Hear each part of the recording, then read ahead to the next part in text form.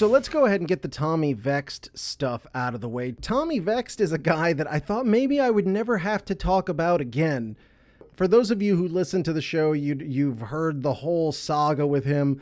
We've essentially been chronicling all the various dumb shit he's been doing, his relative career suicide.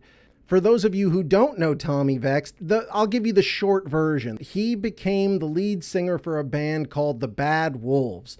Now, the Bad Wolves had one big hit song when he was their singer. That hit song was a cover song, which was written by Dolores O'Riordan and performed by the Cranberries.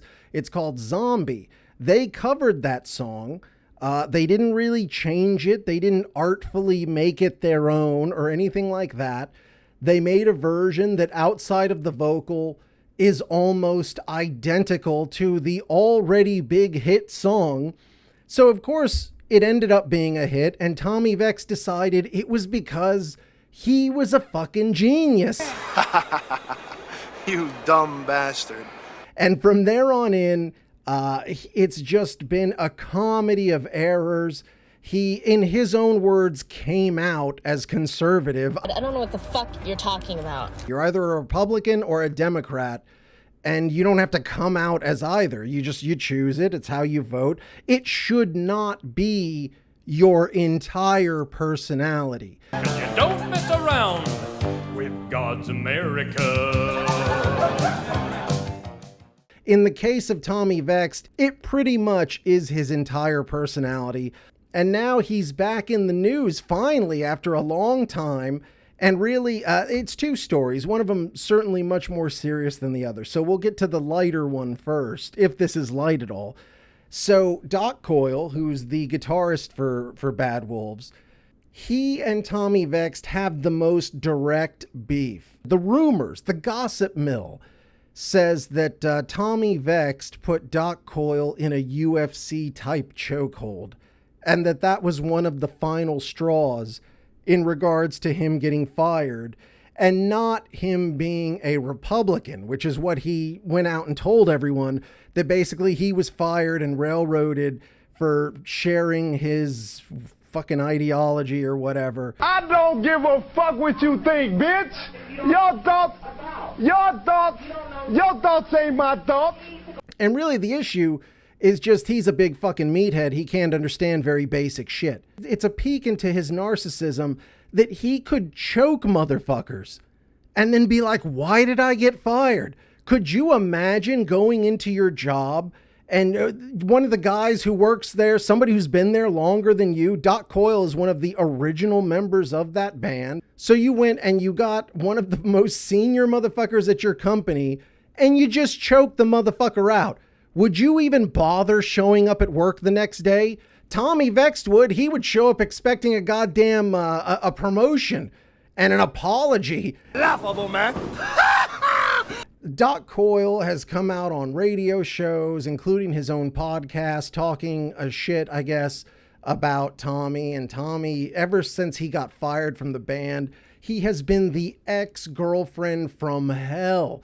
Like, they fired him years ago, and he has still made it a huge part of his online presence that he used to be the singer for the Bad Wolves. Doc Coyle had posted basically that Tommy Vext was continuing to harass the band.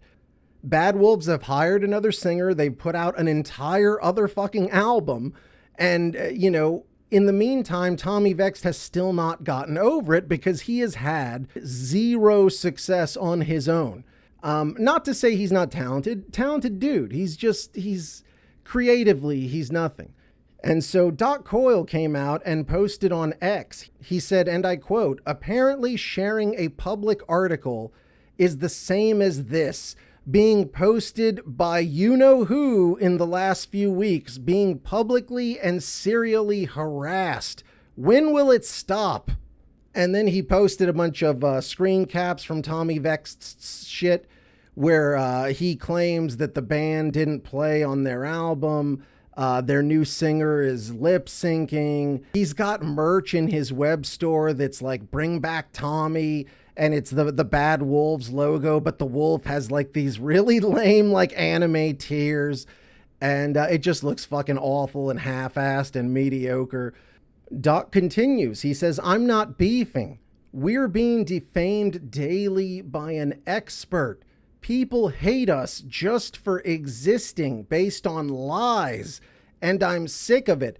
The issue that Doc COYLE has that's not really ever going to go away, I don't think, is that they only have one hit song. When you look up Bad Wolves, the thing that's going to come up is the song that is fronted by Tommy Vext. And so new people who are finding the band via this song, like I see that song, that videos, it gets reacted to on YouTube by some of these bigger, reactors, people who break down the songs and shit like that. So let's say somebody does that and they have a big following, and let's say 10,000 motherfuckers go check out Bad Wolves. They're looking for the Tommy Vext Bad Wolves, and when they get there, they find the new Bad Wolves, which has the Tommy Vext replacement, who's just completely fucking generic himself, DL something or other. But I'm sure it's confusing if you don't know the whole thing, and you might go to Tommy's Twitter or Instagram or whatever and say, "Hey man, what the fuck?" And you get this, you fall down this rabbit hole into the world of Tommy Vext. So Doc continues, "People will say I'm starting drama for posting his words, his posts. I just want it to stop.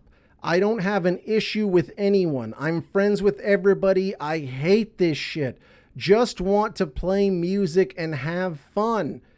You gonna believe me or someone who has started shit and has drama with every band, musician, ex, etc.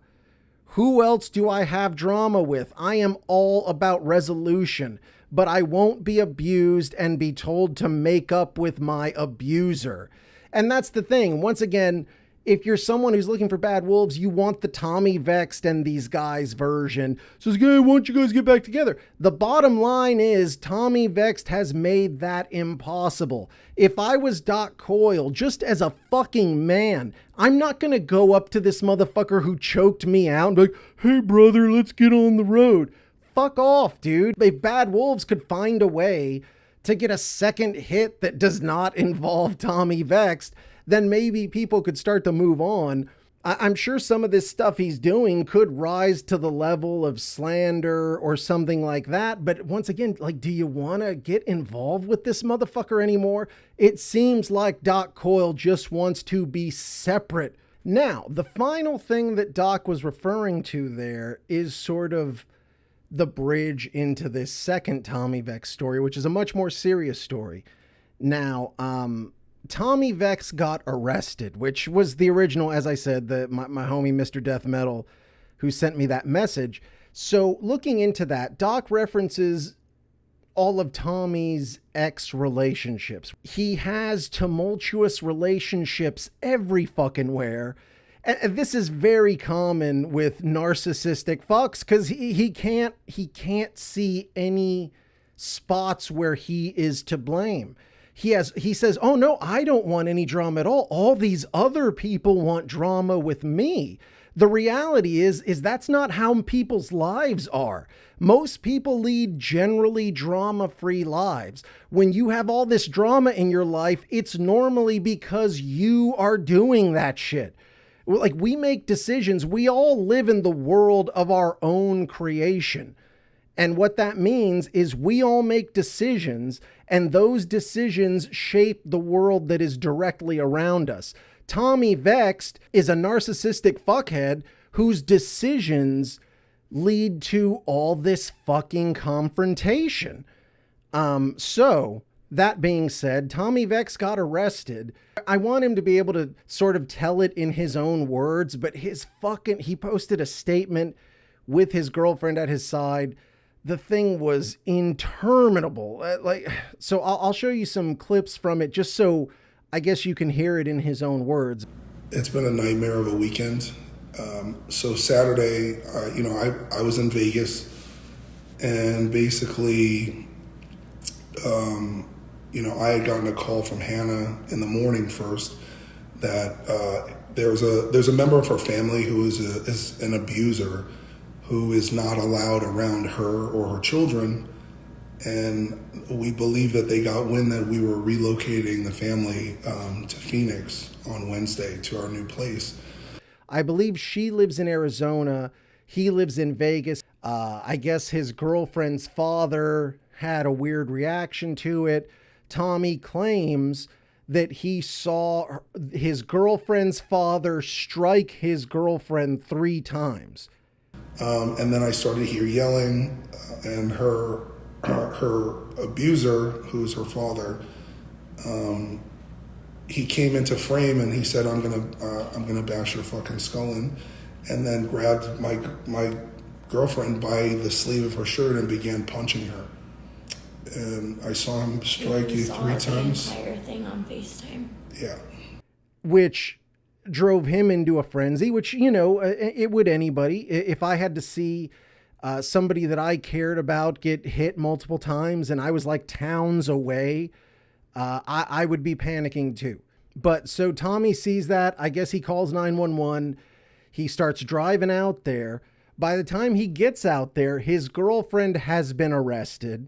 I packed up bags, threw them in my car, and began to drive from, you know, I'm in Enterprise, Las Vegas, driving to Payson, Arizona, which is 6.5, 7 hours away.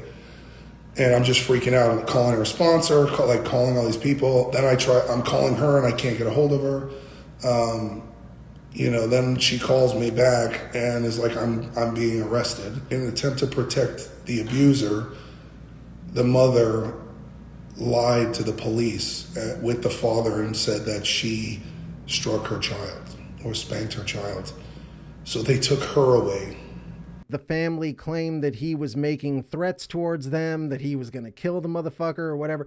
I drove to the Payson police precinct and asked to speak to the arresting officer, asked to make a statement, and I gave them my name and they said, we have to place you under arrest. So another family member had been alerted that I was driving to go pick her up and called the police and said I was going to come there and kill everybody, which I went there, like, I had no possession of a firearm. I wasn't even mad. I was scared.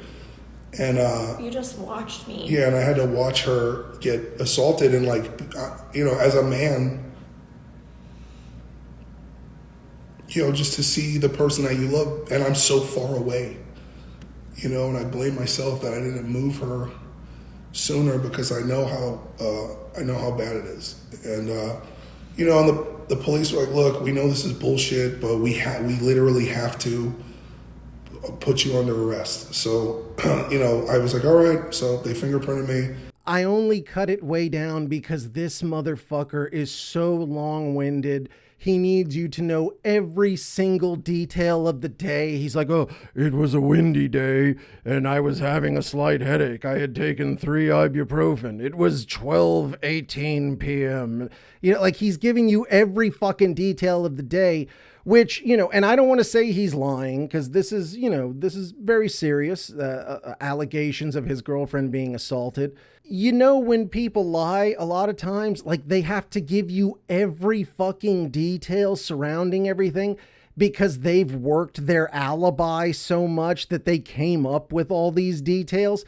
A lot of times in real life, you don't notice all the details. That kind of speaks to a little bit of manipulation. I won't say lying because, as I said, the woman's crying, Tommy cries. I'm sure he saw something that was fucked up. I'm not saying he's a liar, but I'm saying, Tommy Vext, it's odd to see him so moved when he's a guy who's been accused of abusing women. It's weird that now he's all of a sudden like Captain Homestead and he's here to protect everyone from abusers. Their statement has a lot of hallmarks of like someone who is working the story to look a certain way. And the story we're getting from Tommy Vext seems massaged, if you know what I'm saying. He puts these statements out like he's the goddamn, like he's a senator or something. Nobody gives a fuck. I waited weeks. This happened weeks ago. And I purposely waited weeks because in his statement, he has so much delusional shit that he says. Going through this entire story, which, as I said, is terrible. If this woman had her dad attack her in front of her children, that's a terrible story, dude. And I'm sad that happened to her. But they tell that whole story, and then from there, Tommy directs it back to Doc COYLE. I'm sure Doc and them are trying to, like people are trying to blow this out of proportion or make it like, oh, I did something. And, they're desperately trying to like save their careers by defaming me. But the reality is that my girlfriend was violently assaulted and I showed up, and I did all the right things. Like, you were just crying and Mr. like, oh, I couldn't be there for you. And Doc COYLE, you motherfucker, and the media and all that shit. But after that and getting arrested and all that, he's like, oh, I didn't get arrested. I walked into a jail cell and walked out. Everything's fine. I'm like, people are like, oh, Tommy's arrested and da-da-da. I'm like, I walked inside a jail cell for like literally an hour and a half and walked out. That's getting arrested, you motherfucker. Could you just leave? If you couldn't just leave, then that means your dumbass was arrested. I would tell Tommy Vext, when you're massaging these stories, maybe add a couple things in where maybe you're a little questionable. He always makes the story where like, man, I'm a fucking hero and everyone's just fucking with me. All I'm saying is like, okay, the dad pummeled her. That sounds terrible. When the cops got there, obviously they didn't see any evidence, because I would assume the girlfriend would have said, hey, he hit me. What the fuck? And if she had any, marks on her, I would think that the guy would be arrested. But she got arrested. Tommy got arrested apparently for making threats, I guess. And, he claims the family is just protecting the father. That's certainly possible. That happens. So I'm not going to say he's bullshit there. As I said, the way this video is set up, he's just a sweet Christian boy and everyone's fucking with him.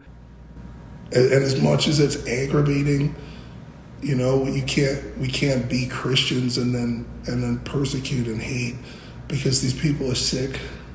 And for those who trespass against us. Yeah. So anyway, thank you, and sorry, it's been very emotional for us. It's a lot. I hope, if his girlfriend had gone through that, I hope he can get her out of that situation. I hope she doesn't cross him. You know what, Tommy? Cut her some slack.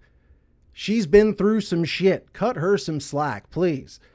And so I hope it works out for everybody. I hope y'all, your love grows and all that shit. And best to you. Mazel tov. Talk to you later, Tommy Vext. Hopefully not too soon. But anyways.